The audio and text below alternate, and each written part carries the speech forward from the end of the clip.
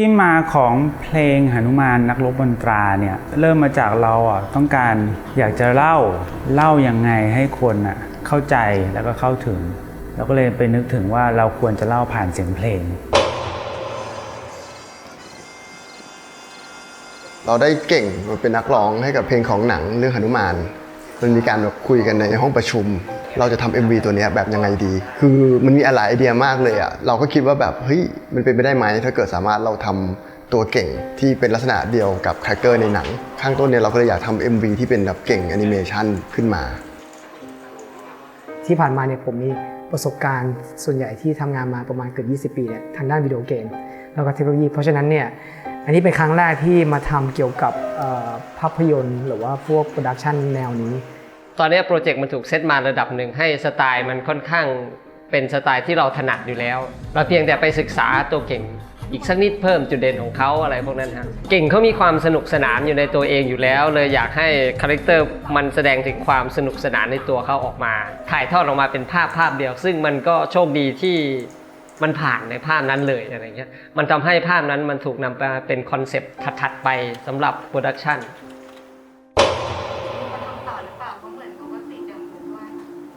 ส่วนตัวพึ่งเนี่ยถ้าเอาง่ายๆก็เหมือนพึ่งเป็นตัว priority list พึ่งจะมี priority ขึ้นมาว่าสิ่งนี้มันจะต้องเรียนก่อนแล้วนะมันจะต้องมีอะไรบ้างถึงมันถึงจะเรียนสิ่งนี้ขึ้นมาได้พึ่งก็จะเริ่มไล่ตามแผนกว่ามันยังอยู่ในตารางหรือเปล่าส่วนพี่เอ็มจะเป็นคนทำให้สิ่งนั้นเกิดขึ้นผมเป็นโปรเจกต์แมเนเจอร์ดูแลส่วนของโปรเจกต์หนุมานแต่ว่าส่วนของ MV จะเป็นส่วนที่เพิ่งเติมขึ้นมาแยกย่อยออกมาถือว่าเป็นโปรเจกต์ที่ท้าทายมากเหมือนกันเพราะว่าเป็นโปรเจกต์ที่ทำในช่วงโควิด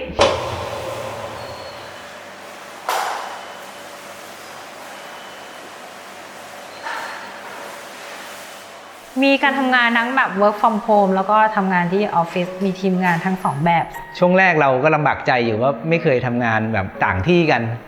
เราใช้โปรแกรมผ่านรีโมทมาทำมันจะมีการสะดุดหรือมีปัญหาอะไรหรือเปล่าทำกันต่างที่จะพูดคุยกันยังไงจะสื่อสารกันยังไงเวลาจะคอมเมนต์งานเนี่ยมันจะติดปัญหาอะไรกันไหมแต่ก่อนมันก็เดินไปคุยกันเลยมีปัญหาเดินเข้าหาจบแต่พอ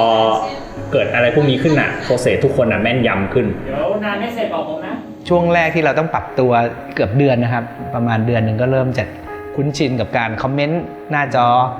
ใช้ซูมใช้เทคโนโลยีที่ช่วยในการคอมเมนต์งานหรือพูดคุยกันมากขึ้นแล้วเราก็จะชินในการทำงานอย่างนี้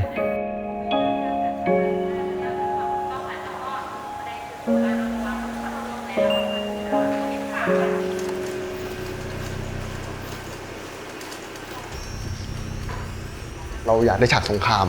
ให้เขามีเหตุการณ์เหมือนสงครามอยู่ข้างหลังแล้วตัวเขาเองก็ร้องเพลงอยู่ท่ามกลางแบบเหมือนอุกกาบาตข้างหลังเป็นคล้ายๆเหมือนเวทีร้องแล้วก็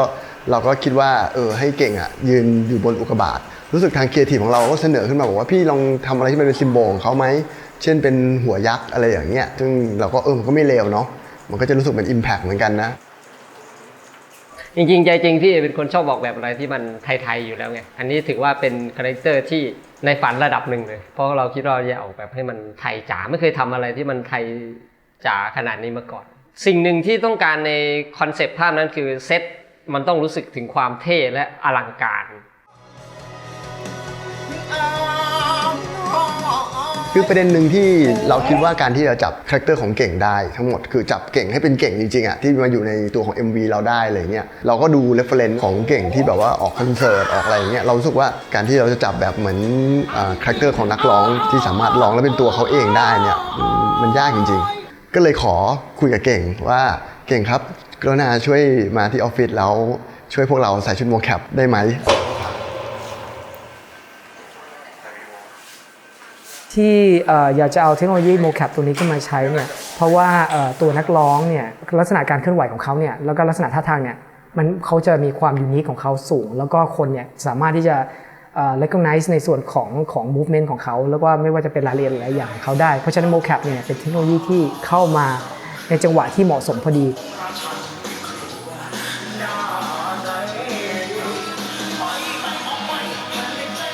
ตอนแรกเนี่ยเราทำไปมันก็จะมี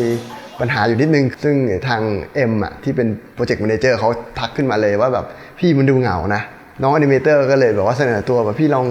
เอาตัวสัตว์ประหลาดอะเข้าไปใน MV ดูไหมอะเราก็บอกให้มันงานหนักนะแต่น้องเขาก็แบบเฮ้ยพี่ผมถ้างานดีที่สุดผมก็ต้องเอาอะ ผมไม่ได้อยากจะเข้ามาสมัครผมคัดค้านมันทำยากมันมีปัญหาเยอะแยะมากมาย บอกว่ามันจืดเกินไป จริงๆผมมีแผนในการทำให้มันเหงาน้อยเยอะมากเลยนะ เช่นการดูพลิเคทตัวเก่งออกมาเยอะๆแล้วก็หรือไม่ก็การให้ก้อนหินมันเต้นโยกขยเยกไปมาอยู่ข้างหลังแต่ว่ามันเป็นไอเดียที่เขาไม่เอา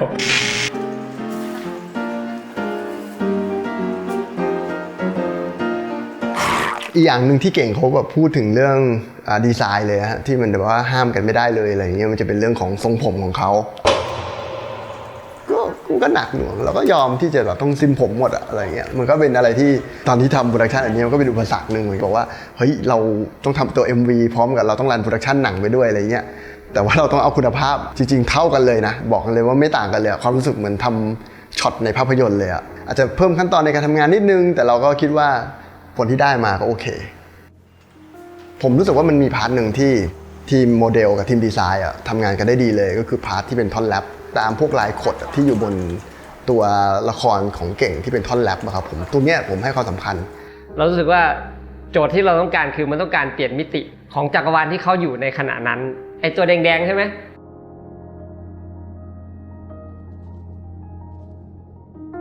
สไตล์ของมันอ่ะมันไม่ใช่ 3D 100% นะครับคือมันจะต้องเป็นงานเขาใช้คำจำกัดความว่างาน 2.5D ก็คือมีความก้ำกึ่งระหว่าง 3D กับ 2D ผสมกันครับมันเป็นเรื่องที่เราคุยกันในออฟฟิศอยู่แล้วคือคุณภาพต้องมาก่อนครีเอทีฟก็ต้องมาก่อนเราไม่ได้มานั่งคุยกันว่าแบบเฮ้ยตรงนี้เราสามารถปรับลดตรงนั้นได้ลดตรงนี้ได้ผมคิดว่าทีมงานก็ไม่ได้ชอบอะไร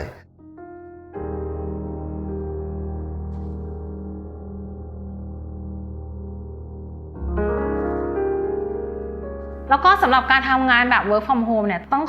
ขอบคุณมากๆสำหรับทีมงาน support ทั้งหลายไม่ว่าจะเป็นทีม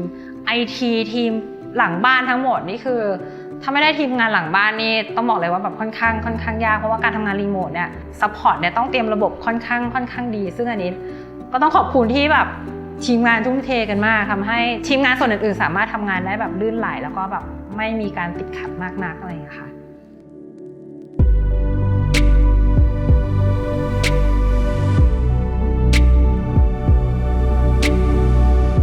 ตอนที่นำ MV ไปให้น้องเก่งดูนี่น้องเก่งก็ถึงกับพูดเลยว่าเฮ้ยนี่มันท่าของเขาอ่ะนี่มันการเคลื่อนไหวของเขานี่มันการเต้นของเขาคือทุกอย่างยังถอดแบบสิ่งที่เขาเคลื่อนไหวแสดงแอคชั่นออกมาได้ครบถ้วนสมบูรณ์